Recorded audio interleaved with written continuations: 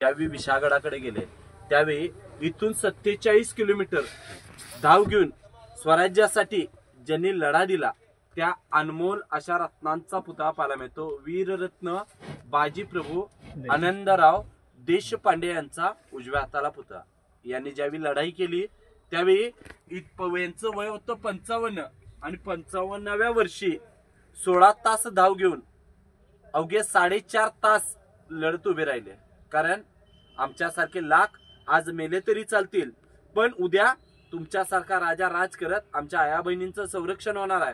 तर 2 वेळचे सुखाचा घास या आया बहिणींच्या मुखामध्ये उतरणार आहे आणि हे फक्त तुम्ही असला तरच होणार आहे। म्हणून लाख गेले तरी चालतील, लाखाचा पोशिंदा जगला पाहिजे। ते अनमोल असे रत्न आहेत म्हणून काल ते होते म्हणून आज आपण सुखासुखी 2 घास खातोय। अगर काल ते लढले नसते अमर झाले नसते तर आज सुखाचा घास तोंडामध्ये आला असता का? नाही। कारण तुमच्या माझ्या मुखामध्ये आज मुस्लिम राजवटी ज्या चालल्या या राजवटीने किल्ल्यामध्ये आक्रमण केली, आया बहिणींच्या इज्जती लुटल्या आणि त्यांचा व्यापार केला। मग 400 वर्षातून गुलामगिरीतून मुक्तता देणारा जगामध्ये सर्वश्रेष्ठ राजा दैवत जर असेल तर ते छत्रपती शिवाजी महाराज। कारण आज छत्रपती शिवाजी महाराज आणि संभाजी महाराज नसते तर आज मंदिरावर कळस दिसला नसता, दारामध्ये तुळस दिसली नसती आणि घरामध्ये आपली आई श्री ही सुखरूपतेने नांदली नसती। म्हणून भाग्याचं सर्वात लेणं मोठं काय?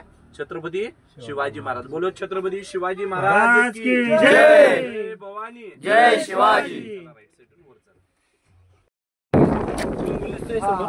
हे सगळं मसाई पठार आहे। काय मसाई पठार इतिहासामध्ये तू वाचलंय का? चौथीच्या इतिहासामध्ये मसाई पठार प्रवास केले छत्रपती शिवाजी महाराजांनी। म्हणजेच पन्हागड ते विशाळगड जाण्यासाठी जे पाऊल वाट वापरले आता त्या झाडीतून समोर त्या पठाराकडे जातात। नेक्स्ट पुढच्या महिन्यात वेळ नसला पुढच्या वर्षी वेळ जर मिळाला तर पन्हागड ते पाऊल त्याच्यावर शोध होते काय?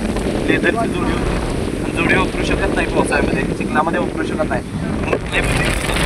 मधील कसा करायचा काय तर मेन उकळतं, मेन असतं की नाही मेणबत्तीचं मेन, ते मेन उकळायचं, पायाच्या तळव्यांना चटके द्यायचे।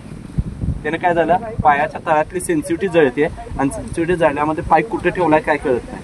म्हणजे विचार करा कशासाठी केलं? तुमच्या माझ्यासाठी।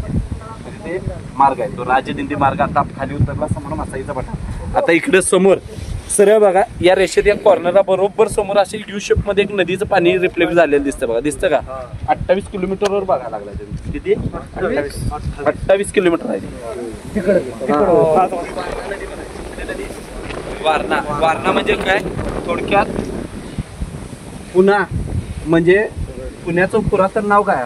तुम्ही म्हणताय पुणे तर ऐतिहासिक नाव काय म्हणायचं? उत्तर सातारा। उत्तर सातारा पुणा आणि दक्षिण सातारा म्हणजे सांगली। लक्षात आलं? आणि मध्य सातारा म्हणजे ओरिजिनल सातारा छत्रपती शाहू महाराजांनी राज्य केलं। लक्षात आलं का? म्हणजे तिकडे 2-3 पार्टी तर कोल्हापूरला एकच पार्टी। कोल्हापूर म्हणजे करवीर संस्थान म्हणजे इकडे दुसरं पार्टी कुठे येत नाही कारण ही छोटी गादी आहे आणि मोठी गादी तिकडे आहे। लक्षात आलं? आणि तिकडे पेशवाई होती, पेशवाईनं हलवून नारायणांनी स्वतः पोटचा गोळा जो घालवला ती नदी म्हणजे ही वारणा आणि त्याच्या पुढची नदी मांड। मांड नदी म्हणजे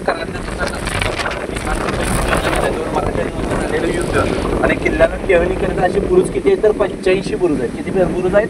85 बुरुजाचा पन्हाळा आहे। 12 किलोमीटरला तट आहे किल्ल्याला। सगळ्या तटाला आणि सगळ्या बुरुजाला आपण फिरू शकतोय का नाही असा बघायला झाला तर चालत बघू शकतोय। खरं वेळ दिवसाचा दिला पाहिजे तेव्हा पूर्ण किल्ला करू शकतोय। कारण एवढा मोठा किल्ला आपण जे 15-14 ठिकाणं बघतोय ही 14 ठिकाणं म्हणजे किल्ल्यातली सगळ्यात महत्वाची ठिकाणं आहेत, सिलेक्टेड ठिकाणं।